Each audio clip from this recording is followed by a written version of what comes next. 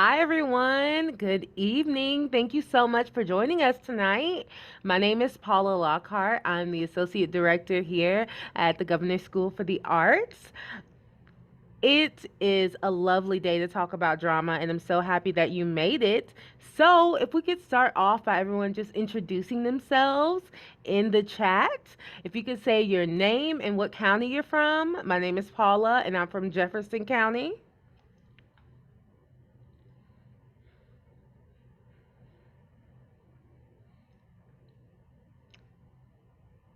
Where y'all coming from?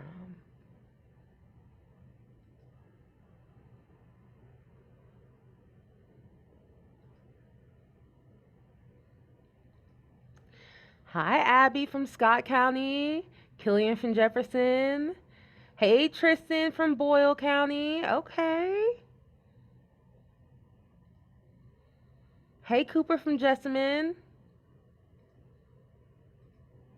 Gabby from Hardin. Oh, got another Gabby. Gabby from Kenton County. All right. Hey, Tracy from Laurel.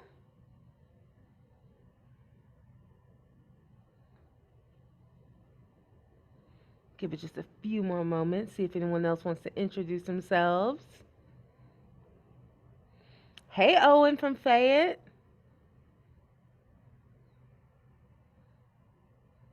Oh, this is awesome. I'm so happy that y'all joined us tonight. So, again, we're going to get to know each other just a little bit more. My name, as I've said before, is Paula Lockhart. I'm the Associate Director here at the Governor's School of the Arts. I am going to put forth a panel for you, excuse me, a poll for you all to do. And this poll is super, super short, and it just has a couple of questions for you all. And I just want to get to know y'all a little bit. So I'm going to go ahead and launch the poll.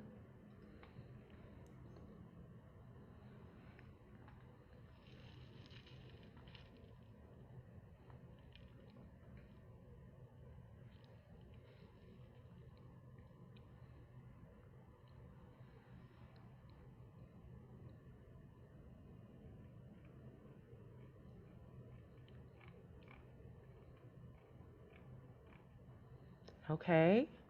Okay, people answering. All right.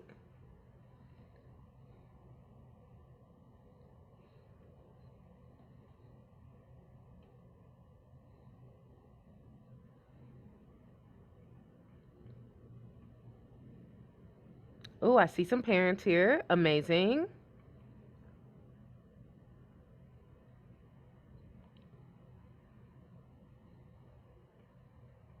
Give it just a little bit more time.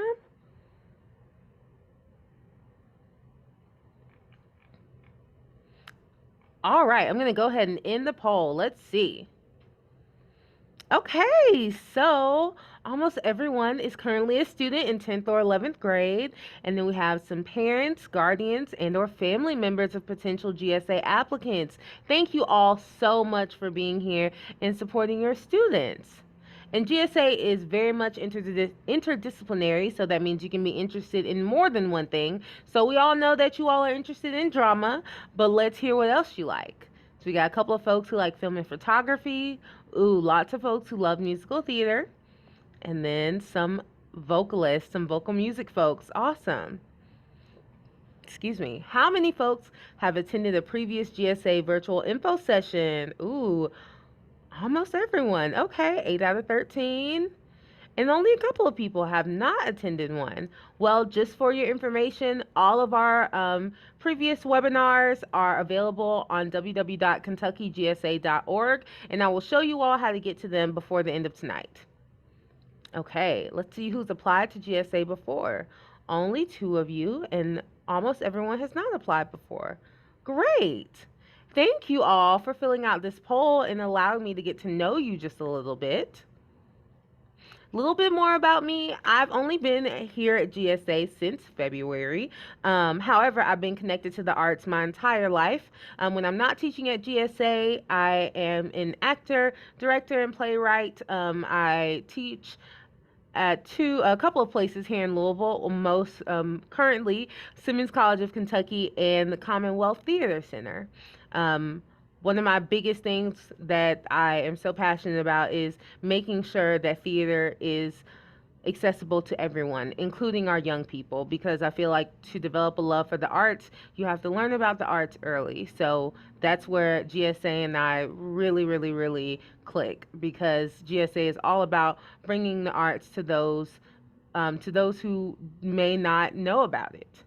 And now I want to introduce someone who I have so much respect for, Mr. Bo List.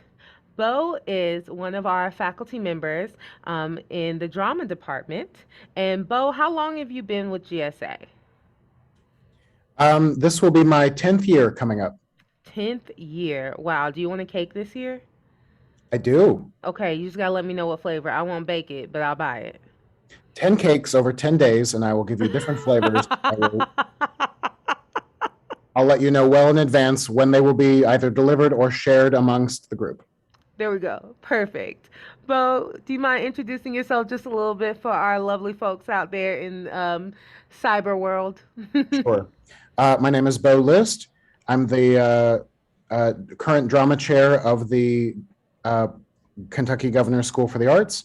Very excited about all kinds of news about GSA growing by leaps and bounds. I'm also the producing artistic director of Athens West Theater Company in Lexington, Kentucky. I'm the director of theater for Sayre School, also in Lexington. And in what few moments of spare time I have, I write historical dramas for the Kentucky Humanities Council that tour the region. So if you've ever seen a costumed Kentucky historical figure in your school, chances are not bad that I wrote the script for that. So you have me to blame for 45 minutes that you might never get back. But if you learn something, I'm delighted. I think one of my friends was actually in one of the shows. Her name is Trish. Trish Clark, Yes. I wrote her piece. Yes, She was that's Mary so Todd Lincoln. yeah. Yep. That's so cool. Awesome. Bo, thank you so much for being here tonight and for always just for having so much insight and spending so much time with our students, giving them your hard work. So, thank you so much. All right, y'all. So, we are going to first start with just a quick recap of GSA and where we are in the application process. So, I'm going to start by sharing my screen. Just so you know, I'll be sharing my screen off and on a lot tonight. So, bear with me, folks. So, let me share my screen. Give me two shakes to pull my other screen up. All right, again, welcome to tonight's session where we're going to talk all about drama with Bo List, and then we will have time for a Q&A at the end of tonight's presentation. So if you're using Zoom, please feel free to use that Q&A feature to ask your questions, not the chat. And if you are on Facebook watching us, you can leave questions in the chat, leave questions in the comments, and we will get to your questions there. Now, for those on Zoom, you should receive a survey at the end of today's session. Please fill that survey out for us. It helps us kind of assess how we're doing as far as recruiting. And we love, love, love all of your comments, and it only helps us be better at our programs. All right, so if you weren't already aware, today's session is a part of a larger series of virtual info sessions GSA is hosting throughout the autumn for our applicants, parents, and educators. We hope you'll take advantage of these many resources to learn more, ask questions, and connect with the GSA team. So this is our timeline of webinars. We started on October 6th with GSA 101. Then on October 13th, we had the applicant guide webinar because that's the day that the applicant guides were released. November 3rd, we had the application walkthrough webinar. That's the day that the application opened. And now here in November, we're having art forum specific webinars with our faculty members. On December 1st, we'll be doing GSA 101 again, just so for anyone who may have missed that webinar, you can come and learn a bit more. Or if you didn't miss it, you can come hang out with us again. On December 15th, we'll be having an open Q&A webinar. That is literally a time for anyone to join and ask any questions that they may have. Keep in mind that most of these webinars are going to take place at 5 p.m. Eastern Standard Time, which is 4 p.m. Central Time. And remember, these info sessions are not the only way to get more information about the GSA application process. You can contact GSA with any kind of question at the GSA helpline. The number is 502 566 5192, or you can email us at gsainfo@kentuckyperformingarts.org. There are no scary adults at GSA that are waiting to judge you. We love chatting with our applicants, and it is our pleasure and our job to help you out. Feel free to follow us on social media as well. You can search our program name here to find us on Facebook, and then you can also follow us on Instagram. That's our Instagram handle. It's just a little smaller. It's shorter, rather. It's KYGSA.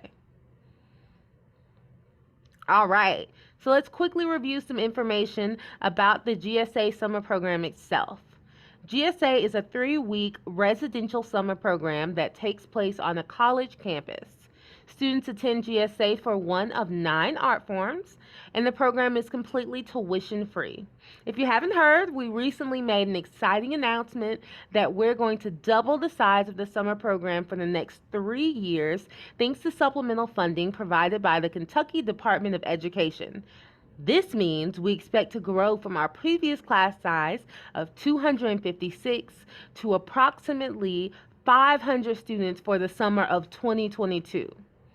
Now, we're still finalizing exactly how, when, and where this expansion will take place, and there are many questions that you might have about the expansion, but we won't have all the answers to those just yet. That being said, we will release any and all information as soon as we have it. Now, what we do know is that GSA Summer Program what we do know is that GSA Summer Program will take place in June and or July of next summer, and at least part of the student body will have their GSA experience on the campus of our current host institution, the University of Kentucky. To determine the class size for each specific art form in our expanded model, we're looking at how many students have applied to each art form over the past few years and trying to ensure that all art forms have similar as possible acceptance ratios. This means that while the total number of students we accept across art forms will double, some art forms will grow in size more than others. While the numbers are subject to change for drama, we currently anticipate that we'll go from 34 student spots to a total of 66 student spots. Awesome. Oop.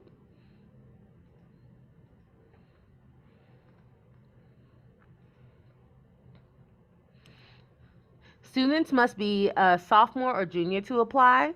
We will not ask for your GPA, SAT, or ACT scores at no point during the process.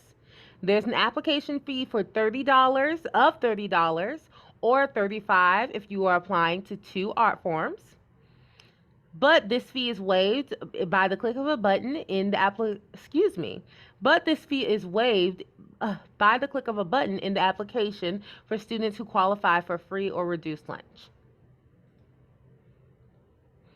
While we are thrilled to talk about GSA's drama program today, and we're confident that today's session will be helpful, remember, today's virtual information session will not be 100% comprehensive.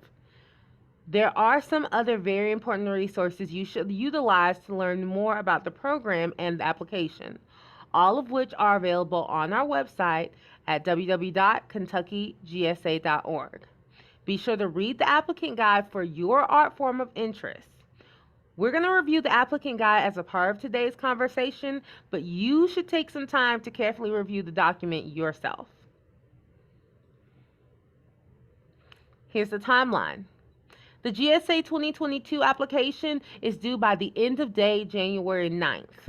Note that this is a Sunday, and the GSA office is not staffed on the weekends. That means that January 7th is the final day for anyone to call or email us with questions. We recommend that you get your application in at least 1 week before the January 9th deadline. Students will learn if they've advanced to the second and final round on February 18th, about 1 month before the final round auditions and reviews that take place on March 18th and 19th.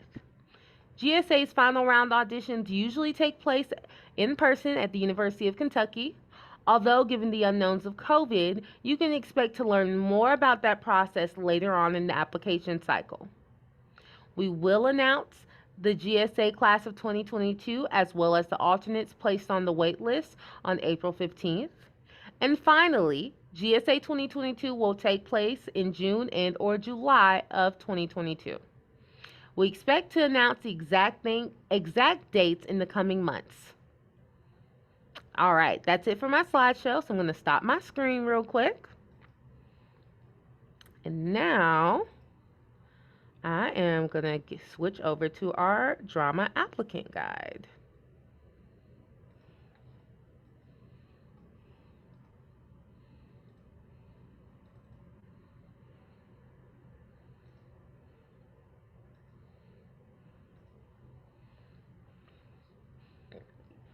Excuse me.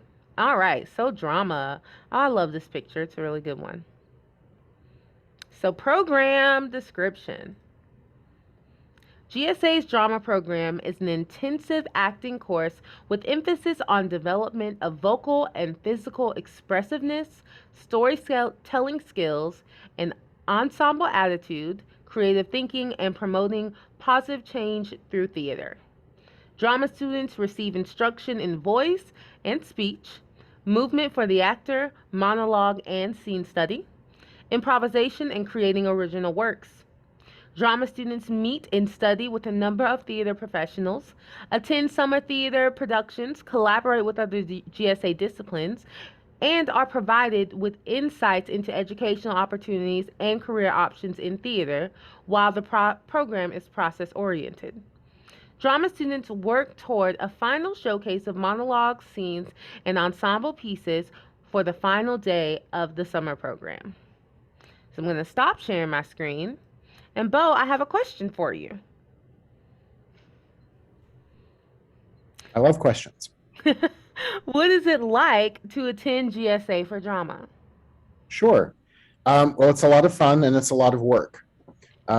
Bill Case, one of our collaborators, frequently refers to it as boot camp, but he doesn't just say it once. He says boot camp. It is boot camp. So anyone who has seen one of those military movies where everyone wakes up early, stays up late, works all day long, that's half of it, and the other half is a great deal of joy and doing what you like to do almost all day long. One of the best things about the program is that GSA is a judgment-free zone. So you can like what you like and be who you are and be your most authentic self. And you are surrounded by dozens upon dozens of people who are glad you're there, glad that you are expressing yourself, being who you are, whatever that is, and growing together, taking steps forward in the common art form that you love so much, while also being exposed to other art forms. So you wake up, you eat breakfast. I don't know if at the University of Kentucky there's such a problem with kids eating too much ice cream for breakfast, but because of the style of the college cafeteria at Center College, it seemed like they ate ice cream all day long. They turned the ice cream off this past year. Okay, that's probably wise. So you have breakfast. It is lots of variety. You gather for something that's called morning announcements, which may sound kind of maybe a little boring, but it's not, because it usually involves a performance or artists sharing something about themselves. It's more than just announcements. It is pronouncements. It is performance. It is all kinds of cool stuff. And then you go to studio for a couple hours, and then you go to lunch. Same deal. Ice cream's probably turned off, maybe turned back on in the evening. I don't mean to dwell on that, but I'm hungry. Go back to studio for the afternoon. and by this I mean like we have a 3 hour morning studio, a 4 hour afternoon studio, and a typically a 3 hour studio in the evening after dinner, or it might be a guest performance, or it might be some kind of other activity. Um, so this is 3 weeks long of this routine of working together, and then sharing each other's work, or having really wonderful guest artists coming in with performance or lecture or demonstration of their art form. Intermittently throughout the 3 weeks, there are opportunities to learn about other art forms other than the ones that you are there for. There's something called smorg, which is a smooshed together version of the word smorgasbord. So during a smorg, if they're still doing smorgs, I think this last year because of COVID, we kind of went a different way. Yeah. If the culture of the smorg is alive and well, then you'll have the opportunity to do classes in things that you might not have otherwise had the chance to do. Vocal music or art, if you're a drama person, dance, architecture and design. There are opportunities to learn about all of the art forms, which will increase your awareness of other art forms, bond you in the creative spirit to people who are likewise artistically engaged, but on the other end of the arts, and allow you to get to know these wonderful students from across the state even better. Mm-hmm. Toward the end of the process, in the last week, we focus most of our energy on a final performance or a final demonstration of some of the things that we've learned.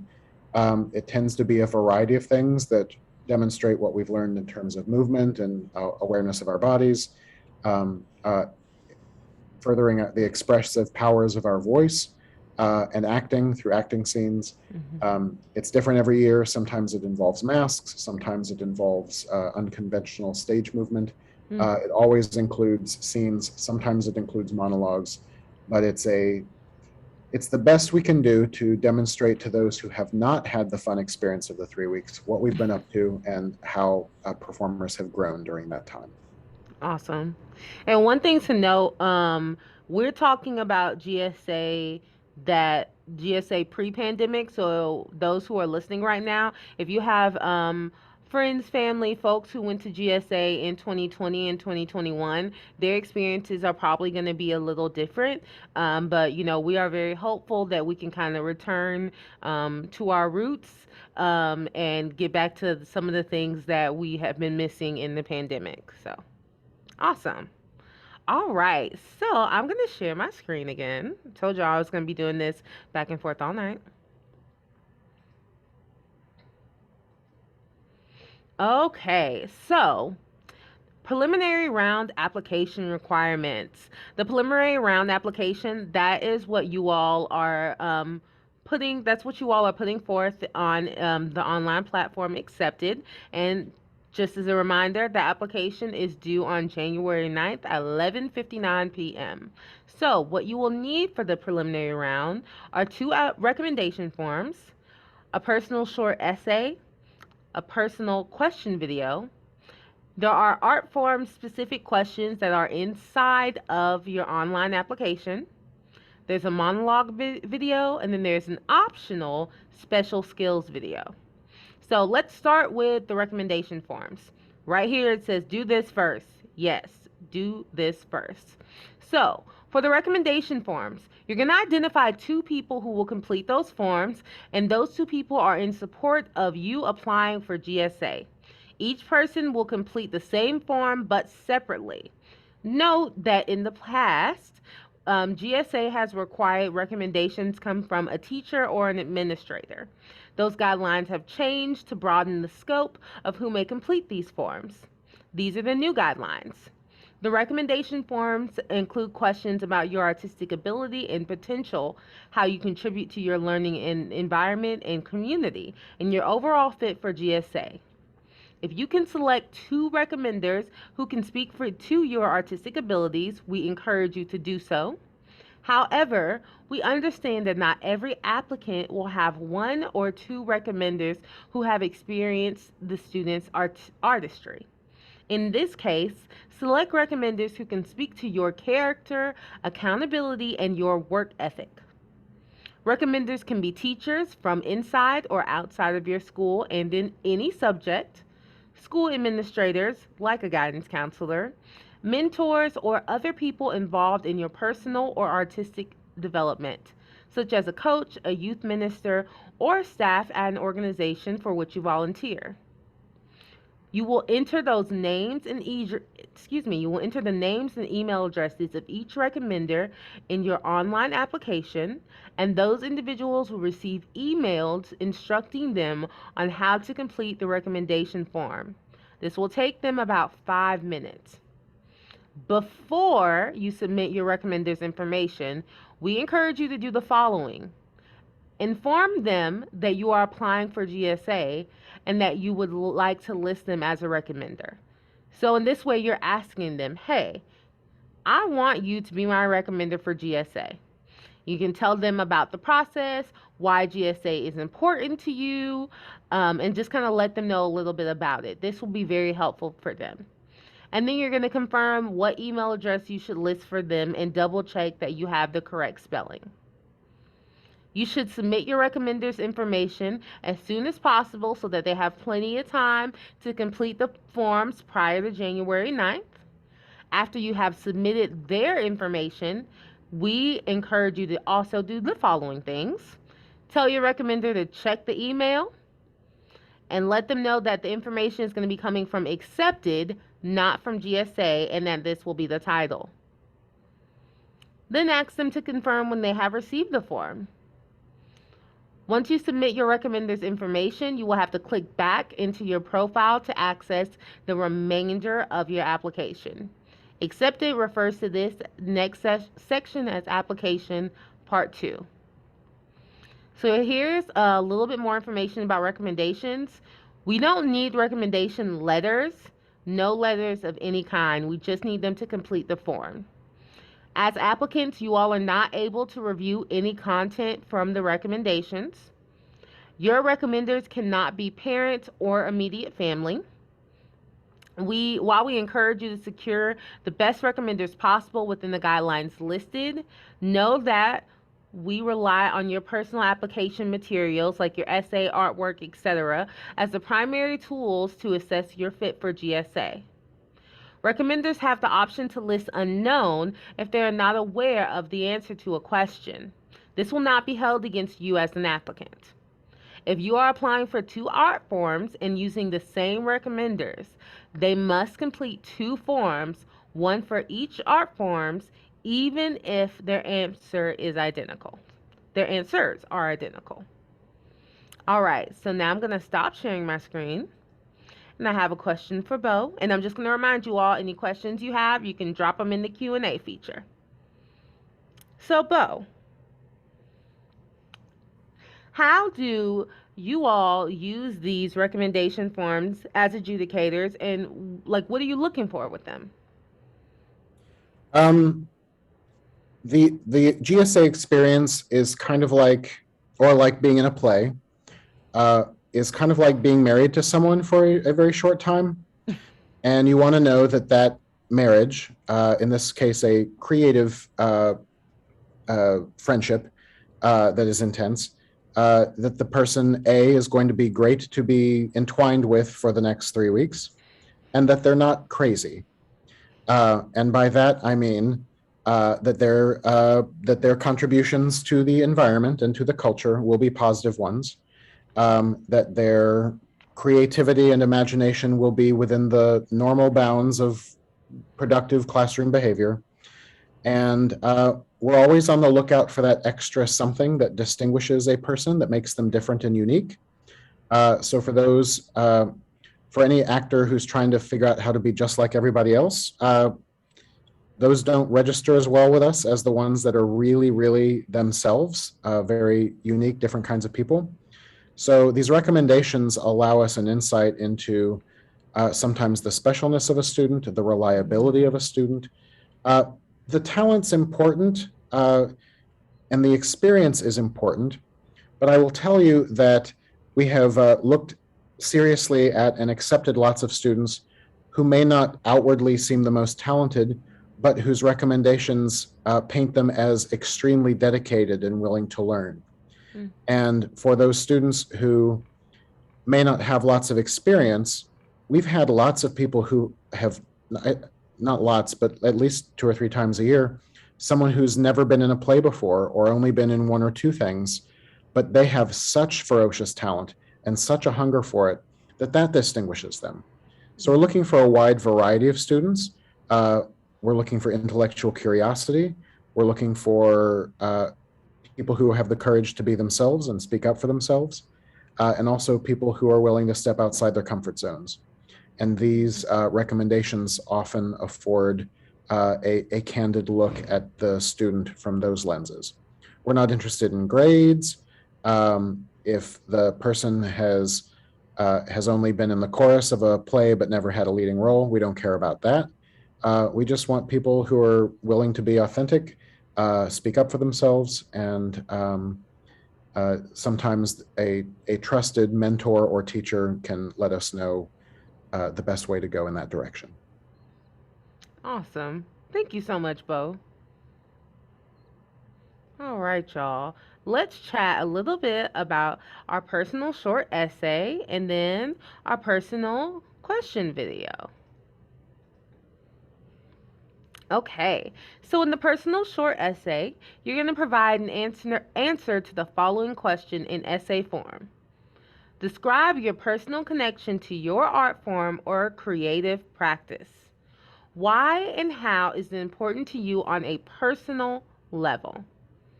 We want you to be honest, open, and authentic in your response. Let us learn something about you. Upload this essay in a document file.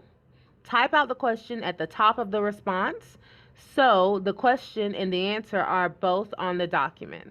The question restatement does not count toward the total word count limit. When uploading your essay, you will title the file Personal Short Essay. Then there is the personal question video. You're going to provide an answer to the following question in video form. Describe your vision for how your individual artistic work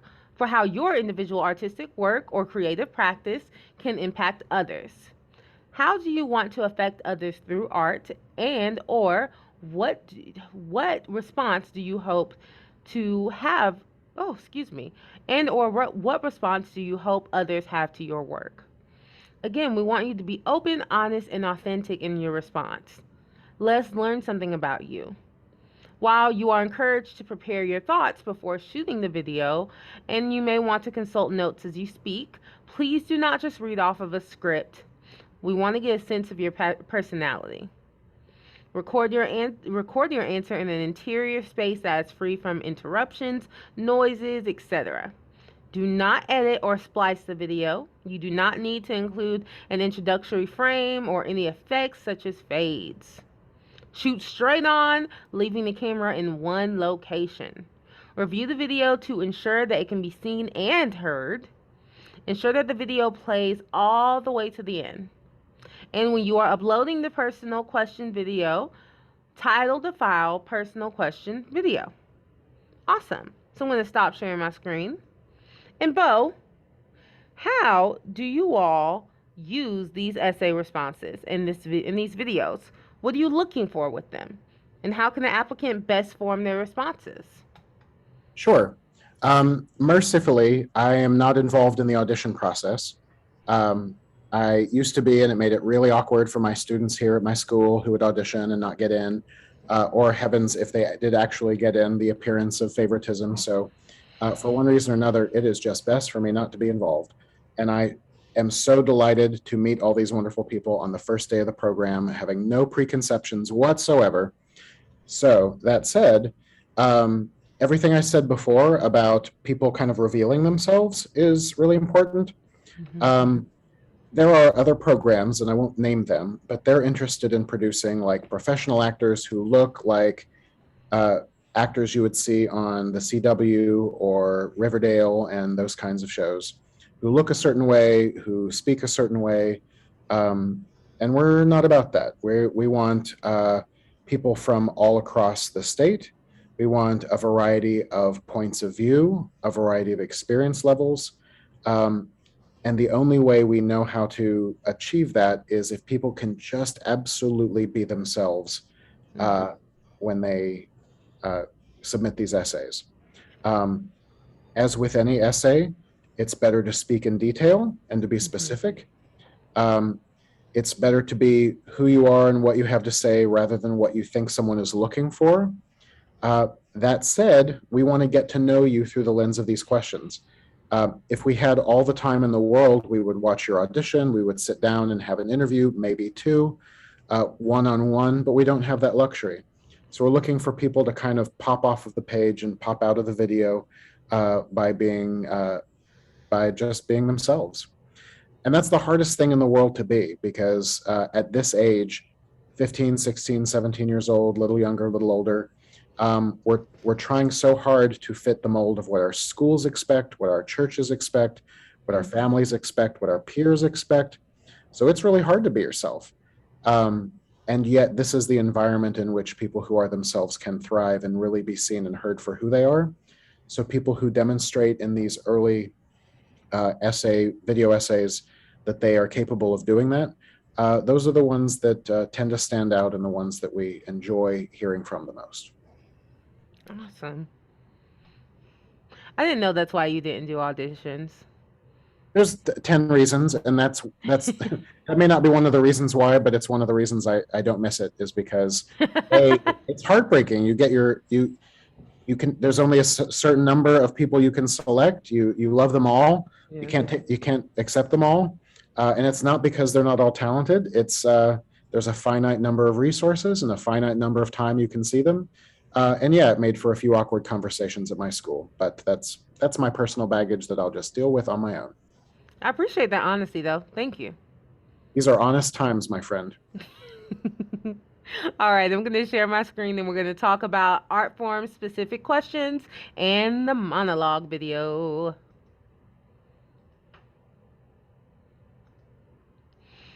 Okay, so let me zoom in just a tad. Okay, so art form specific questions. Applicants will be asked questions about their specific interests in their art form and their level of access to training, classes, lessons, etc. in their art form.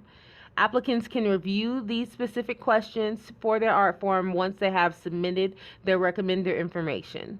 There are no right or wrong answers for these questions, nor are we looking for one profile of student over another. Rather, we ask these questions to understand an applicant to the fullest extent possible. Now, here's the monologue. The monologue is one video, 90 seconds max. You're going to start by introducing yourself simply by stating your name, the character's name, and the character's name and the name of the play. For example, I'd say, my name is Paula. I will be playing the role of Mortimer in Failure, a Love Story. Here's some tips about your monologue. Your monologue should be spoken by a character from a produced and published play that you have read entirely rather than a piece of poetry or prose. Should be active, a person speaking about a present situation, not telling a story from their past. Should be memorized. Should not rely on props, costumes, makeup, or any other technical elements. Should not contain material or language that others might find offensive. Should be a character close to your own age. 12 to 25 is a good character age for most high school performers. Should not require a dialect. Can portray a character of any gender identity as long as the guidelines above are as the guidelines above are followed. On the tips section, we'll talk a little bit more. So this is how you make the best possible video. You're going to record your monologue in an interior space that's, again, free from noises, interruptions, all of that good stuff. Shoot your video straight on, leaving the camera in one place, and let the camera be your scene partner. Do not edit or splice your video. You do not need to include an introductory frame or any effects such as fades. Review the video and ensure that you can be seen and heard. Ensure the video plays all the way to the end. And you're going to name the file monologue underscore and then your last name. So now I'm going to stop sharing my screen.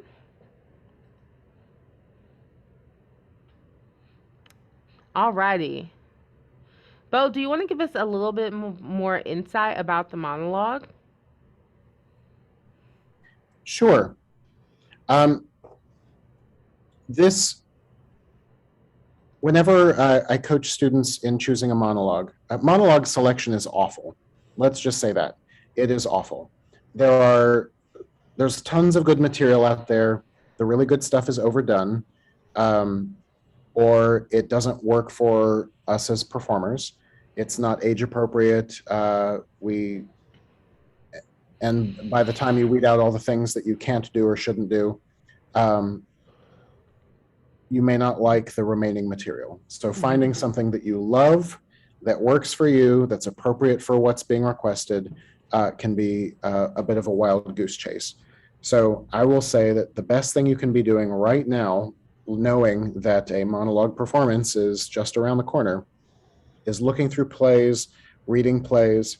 Something that's relatively new in the last couple of years that's very helpful is that the publishers of plays are making better use of their websites to preview scripts.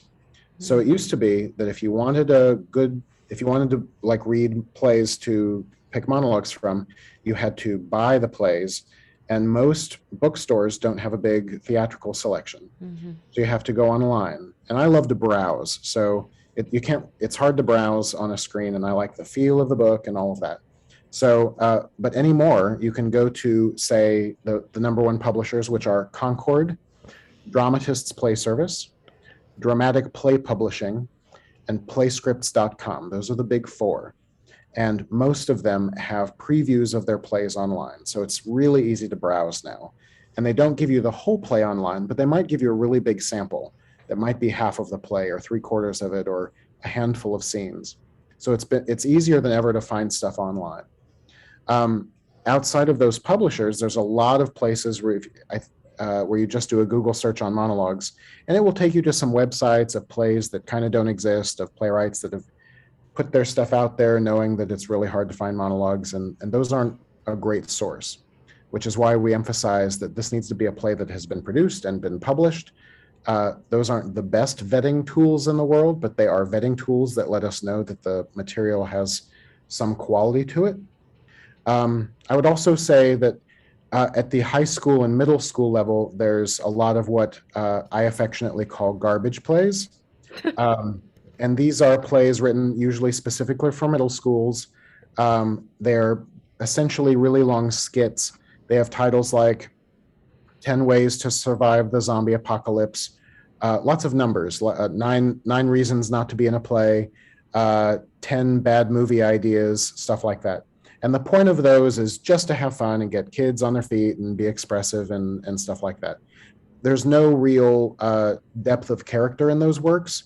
So I would encourage you to find something that A, means something, and it can be fun and silly and mean something, uh, but also have a production history where real audiences go to real theaters to see these things, and it's not just classroom exercises. So I don't know that that makes the job easier, because knowing that there's a lot of stuff that doesn't work. But if you find a monologue that you like a lot, that works for you as a performer, that you feel has worth as a piece of literature, as well as something that allows you to get in under its skin and have fun with it, then you'll do great. And the only way to do that is to read lots of stuff, have a big pile of things that don't work for you, and then you'll be able to find a few that really do. That is so true. It's literally reading all day long and figuring out what you do and don't like. That's it.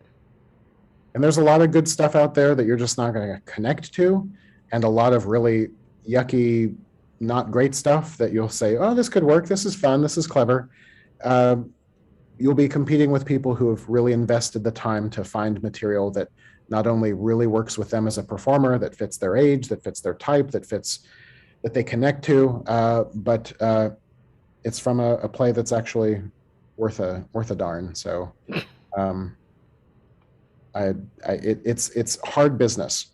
It's hard for my students at school. It's hard for when I'm working with adult professionals who are doing auditions.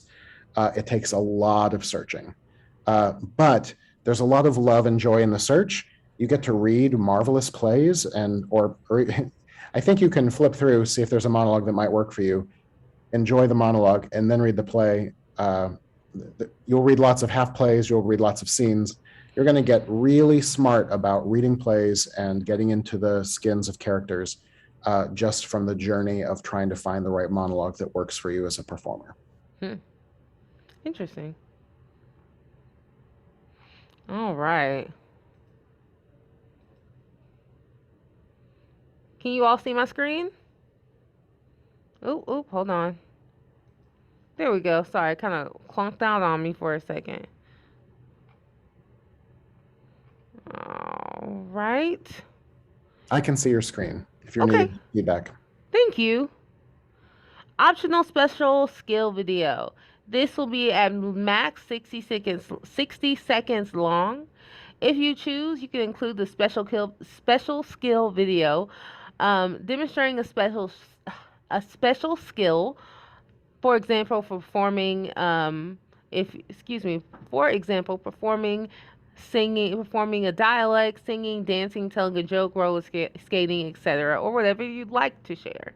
The purpose of this video is simply to get to know you better.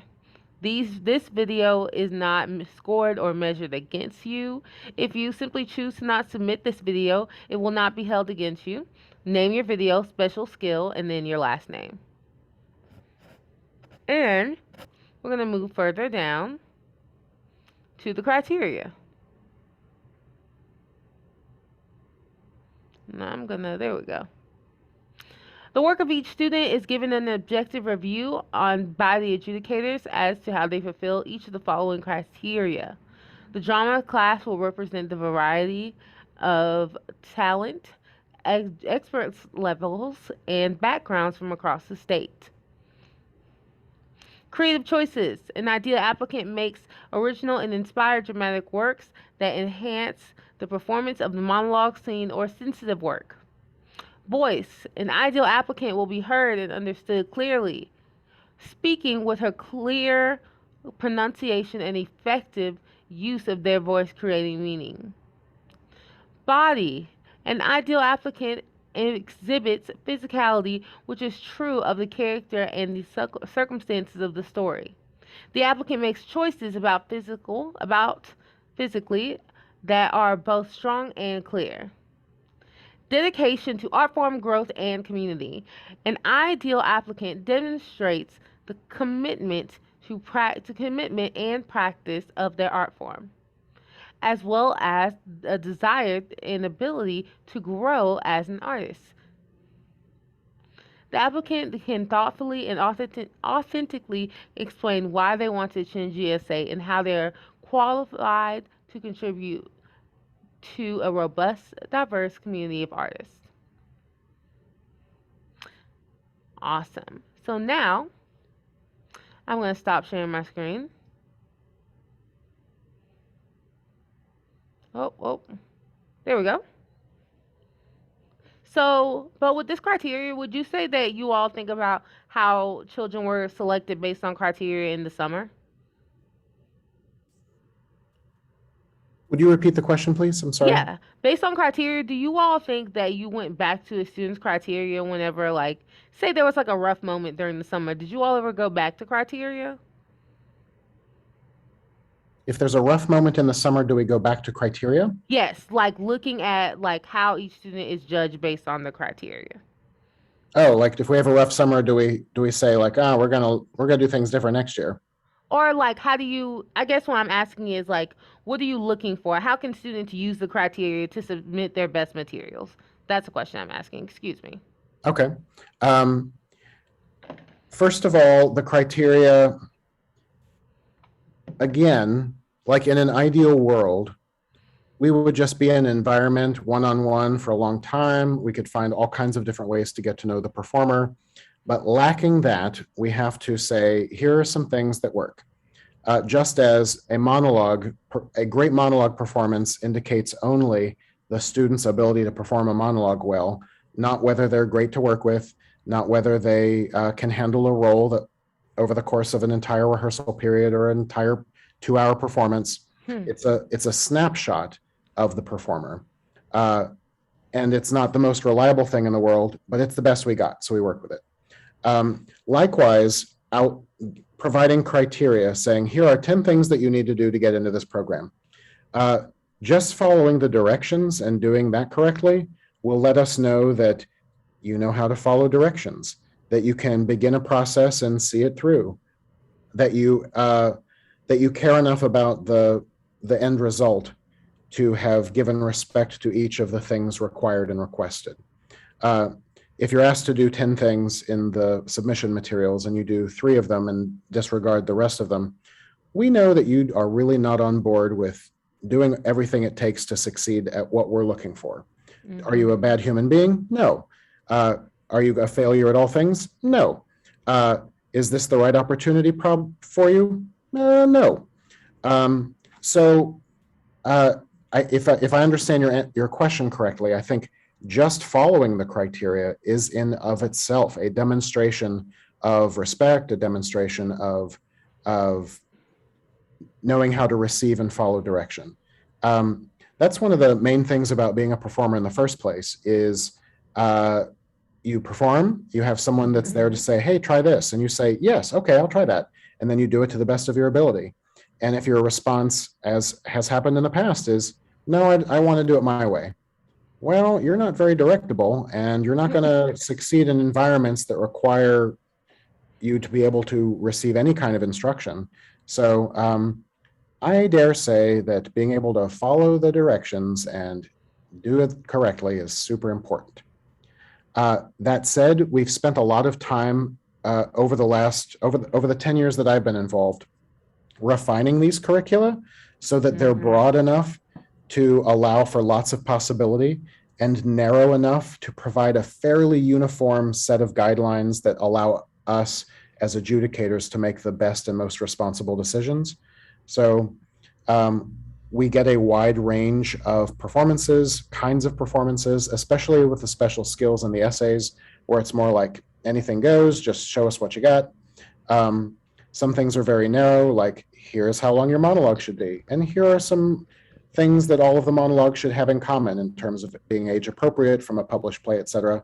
But also with some of the essay stuff, it's like, show us your thing, whatever that is. So that's my thought on the criteria. There's no, and at my school, I find it really hard. I don't grade on talent at all. I grade on whether you follow directions.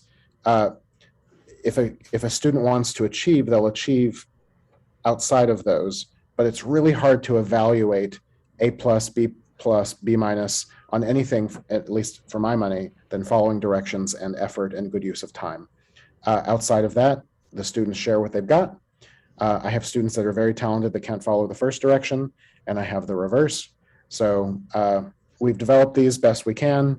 Are you a worthwhile performer if this doesn't work out? Yeah, probably.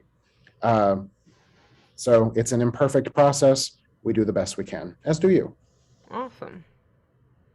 So, Bo, it's about winding down. Looking at the tips, do you have any like 3 tips that you would want to offer the students? Yes. I don't know if this is a tip that matches the tips that are in the guidelines. I have them on my phone, but I don't want to spend a moment reviewing those right now. Okay. I want to be fully present for you. So here's a tip. No matter where you're from in the state, you have a great shot. If you are from Lexington or Louisville or Northern Kentucky, or that weird little corner of Western Kentucky that seems to have like awesome schools and good resources, great. That means that you've had probably more experience than others, more opportunities, and that puts you ahead. If you are from a part of the state where there's not a lot of resources, where there's not a lot of opportunities, where it might be really hard to find a copy of a play script at the library, or see a performance that will inspire you, or audition for a play or be in a play, great, because we are really looking to invest GSA's magic and money in all of the state. So we do our best to spread opportunity around, which means that we are not trying to give all the opportunities to people who've been in every play and their schools do 6 plays and they played the leads in each of them. nor are we exclusively looking to pull talent from places who've never had any resources whatsoever. We're trying to seek a balance, which hopefully for what's most important to me, gives everyone in Kentucky an even playing field, regardless of the opportunities they've had, money in the bank, number of shows your school does. Everybody has a shot. Hmm. Awesome. Okay. So, I believe now it's time for our Q&A feature. How you feel about that? I'm ready. Bring it. Okay. So we have one question right now. As for the offensive language, this is from Tracy. As for the offensive language, is it all right if the original has a curse word and such, but I just put one of those out? I feel like yes. Uh, yeah, that's fine. Yeah, I don't see why. Yeah, our adjudicators know what this is. They know that they don't want the bad language, and yet they also want very interesting work, which often means coming from theater that's written for adult audiences. Hmm. If it's a monologue that has 100 swear words and you cut all of them, you may not get to the true meaning of that monologue in that monologue. But if it's a monologue that otherwise has one or two that you kind of discreetly get rid of and don't replace it with some weird gosh golly darn it, where it's not that. Um, that's totally fine. Okay. We expect some flexibility and some judicious editing in these monologues, but do not alter the overall meaning of what the play is about or what the monologue is about. Okay. Can someone repeat the sources for the monologue, please? What do you mean by sources for the monologue?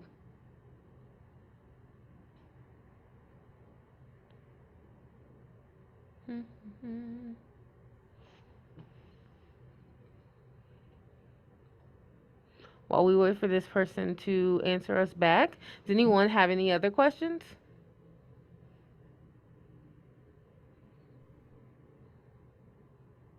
But what were the online sources that you said for the play scripts? Sure. The I can if I put it in the chat, will everyone see it? I believe so, yes. All right. Well, I'm going to put in the chat the name of the major public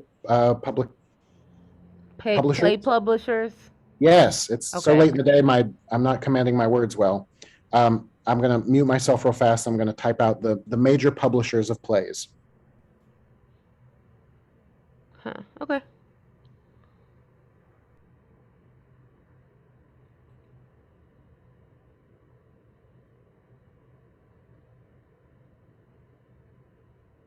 I see y'all coming in with the questions now. Good, good.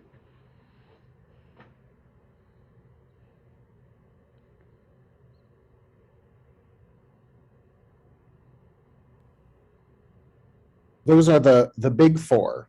There are other companies that produce, but those are the ones that have the most robust websites, the ones with the greatest number of titles that are of of merit.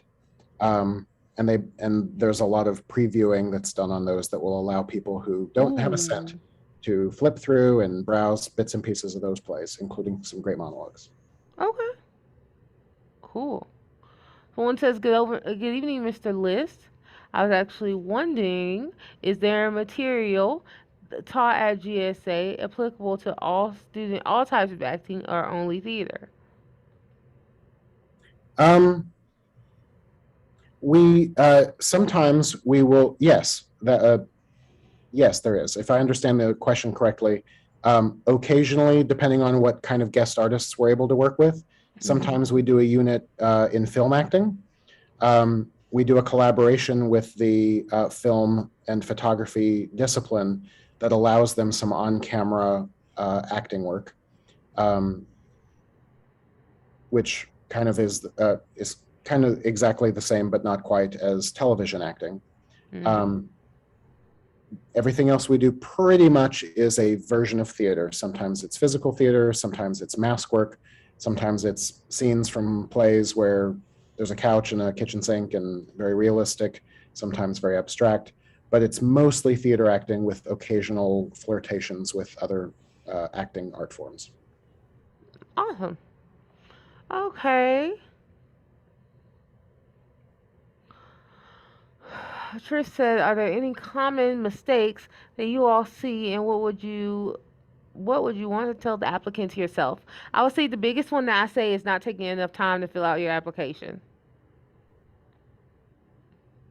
Finish your application early if you can. Bo, do you have anything you want to add? My first year um, of when I was watching auditions, a young man came in and did a monologue from a movie and basically did an impression of the actor who did it in the movie, um, which obviously the young man had talent, but we didn't have time to like sift through that very poor choice to figure out if that Mm. talent equated with good judgment, etc. So unfortunately, that talented young actor probably didn't get seen as much as he deserved because he made a foolish choice that was not one against one of our recommendations in the guidelines. Hmm. So making sure that the work that you're showing us is very much your own. This kid didn't like plagiarize, and I didn't call the cops, but it did not show him to his best advantage because A, he did an impression from a movie of someone else's work, um, and that's what I have to say about that. Also, for those who make it to, if there's an in-person callback situation, making sure that when you show up, you're positive and you're encouraging of other people and leave your sense of competitiveness at the door. You're there to be a part of an ensemble, even from that very first audition, not just once you get to GSA. If you can show us early on that you're a team player, that you care about other people and other people's success, that makes a really great first impression. And we, in the past, again, depending on the format of the audition or the callback, we've seen people being either negative or not supportive of one another. And that shows us very early on that person is not going to get along in an ensemble where we're judgment free, where we are deeply invested in each other's success, and we're trying to bring out the best in ourselves and each other. Makes sense to me. And then the final question. Oh, I got this one. If a sophomore gets into GSA this year, can they apply next year as a junior for a different art form? Unfortunately, not. You can only apply to GSA and get into GSA once. So sorry. I will add to that that if they get into GSA in the drama program, we're going to tell them all about all kinds of opportunities outside of GSA that they can explore while still high school students, other programs, other camps, other uh, things they can get involved with. So don't wait till that junior year. Go ahead and audition now. If you get in as a sophomore, we will make sure that you're aware of all kinds of other opportunities, including the Governor's Scholars Program, right here in Kentucky, but also some really cool stuff, New York, Los Angeles, and everywhere in between. Wonderful. Okay, friends, do you have any other questions? Let me see.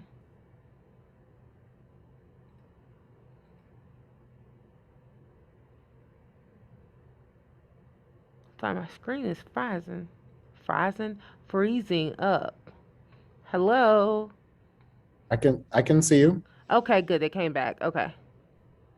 You didn't freeze for me, so I saw Oh, well, you. good. It keeps like freezing back and forth on my end. Like the internet out here in the Belvedere got shoddy for a minute. What's the Belvedere? That's where our offices are at. When we're technically not in the main building of the KPA, we're on the outside. So it's like us in one office, and then we're next door to like marketing and development and communications and stuff. It's kind of chill because it's just us. Okay, friends, does anyone have any other questions? Okay, well, real quick, I'm going to show you all how to get onto our website.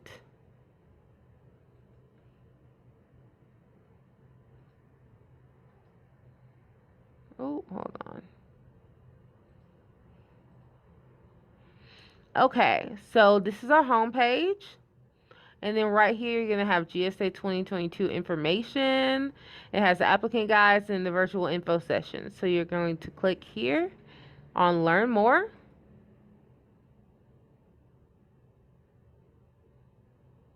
And then right here, it's going to take you to the prospective students, parents, and educators tab. I'm going to right click here. That's important dates, info, info sessions, and deadlines. This right here is where you're going to find that schedule that we went over before. And then let's say you wanted to learn more about the visual art webinar. You would click on it, right here, watch recording here. And then it's going to link right on over to YouTube. Oh, exit out. That's how you will learn about it. Now, let's say you want to do the vocal music one on Tuesday. You can go here, you're going to right click. And then Zoom will take you right here so that you can register. And then Zoom's going to send you the Zoom link so that you can get on.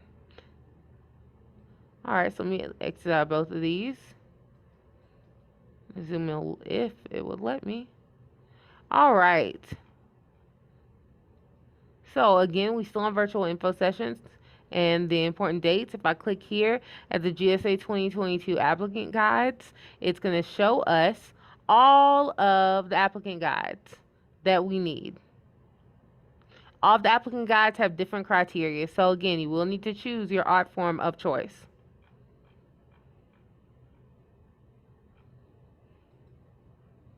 And then right here, last but not least, we have the application.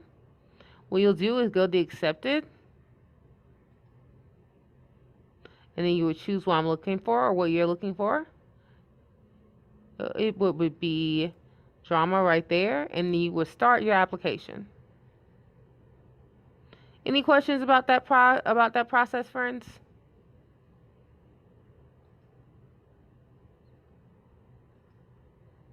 Nope.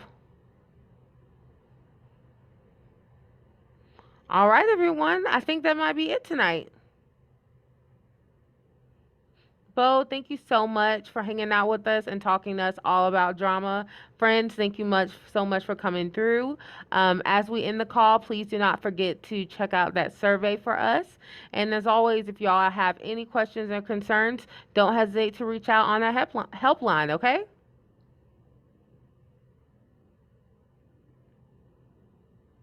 Good night, everyone.